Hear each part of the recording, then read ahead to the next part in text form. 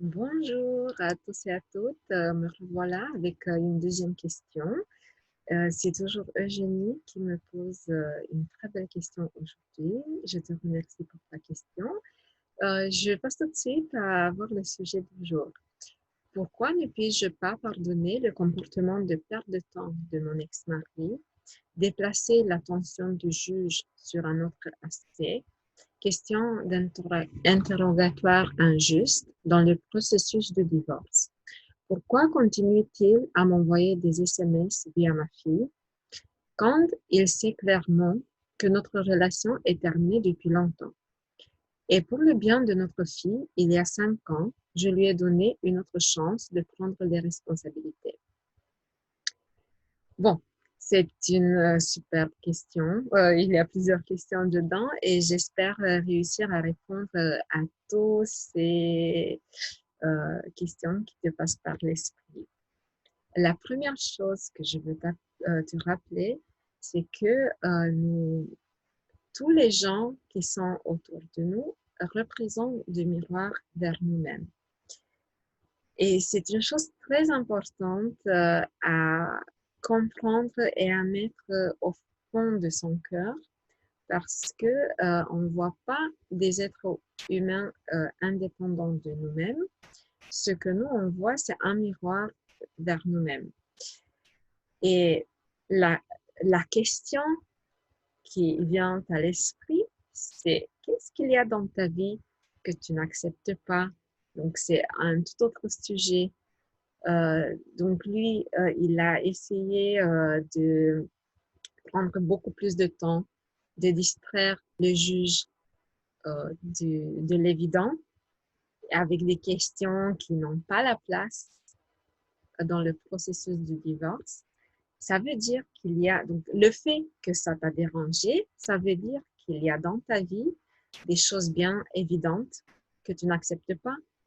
Il y a une souffrance peut-être que tu prolonges ou peut-être une belle chose, mais je pense pas, je pense que ça va plus envers le négatif.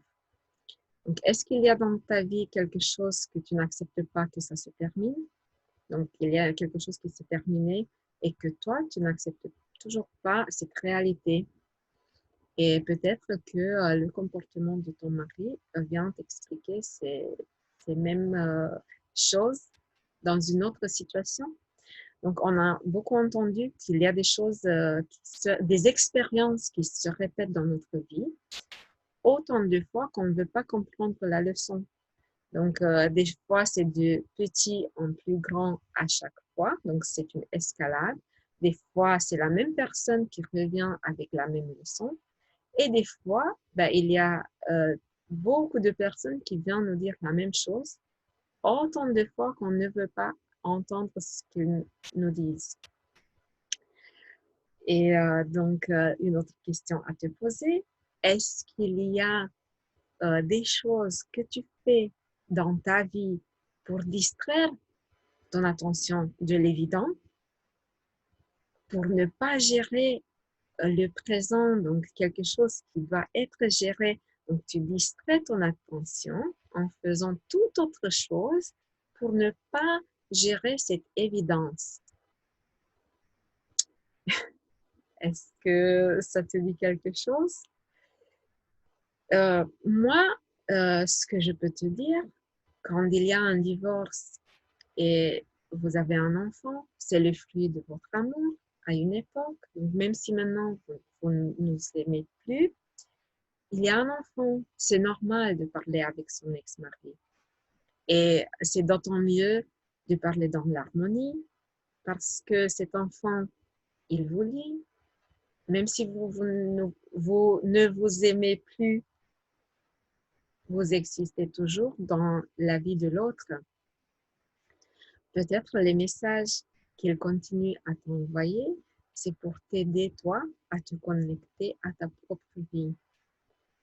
Peut-être c'est la connexion qui te manque dans ta vie et lui, il est là pour te rappeler que tu dois te connecter à toi-même, à ton propre univers que tu ignores avec des questions injustes, donc avec le détournement de ton attention. As-tu essayé de faire de l'ordre dans ta propre vie pour mettre le passé dans le passé, le futur dans le futur et de vivre ton présent? Est-ce que tu as essayé de faire ça? Parce que si c'est vrai, bon, peut-être que je réponds pas bien à la question, mais si c'est pas vrai, il y aurait peut-être la réponse là-dedans. Avoir cerné le passé va changer la relation du présent. On ne peut pas changer ce qu'on a fait dans le passé, mais prendre la responsabilité de tout ce qui s'est passé et l'apporter au présent où maintenant on peut faire des choix différents, ça peut tout changer dans notre réalité qu'on vit. Sachant que tu as donné une dernière chance à ton mari, que tu l'as donné avec tout ton cœur, sait-on jamais, peut-être tu ne l'as pas senti, donc peut-être tu as donné cette chance tout en sachant que ça ne va pas marcher.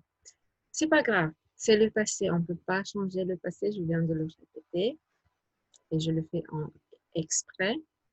Donc, si tu penses que tu as donné cette chance avec tout l'amour que tu avais à donner, tu l'avais donné, maintenant, tu peux te dire à toi-même, j'ai tout donné, j'ai tout fait, moi, je m'aime, j'aime ce que j'ai fait, j'ai aimé cet homme, je lui ai tout offert.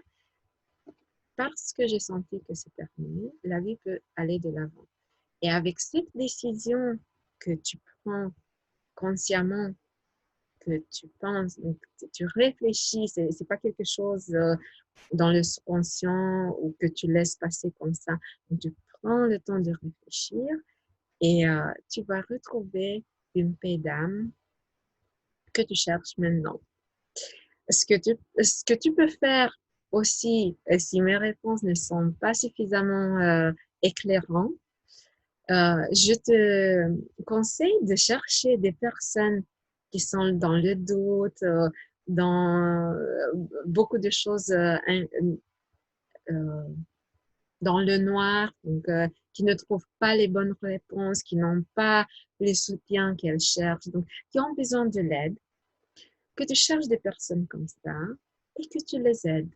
Tu les écoutes, tu réponds à leurs questions, tu leur apportes de l'aide et tout en faisant ça, ça va apporter de la libération du questionnement, de la lumière à tes propres questions et à une vie qui va changer. J'espère que ces réponses vont t'apporter de l'aide à toi et aussi aux autres personnes qui suivent mes vidéos. C'est avec grand plaisir que j'attends vos autres questions et je vous dis à la semaine prochaine. Merci beaucoup.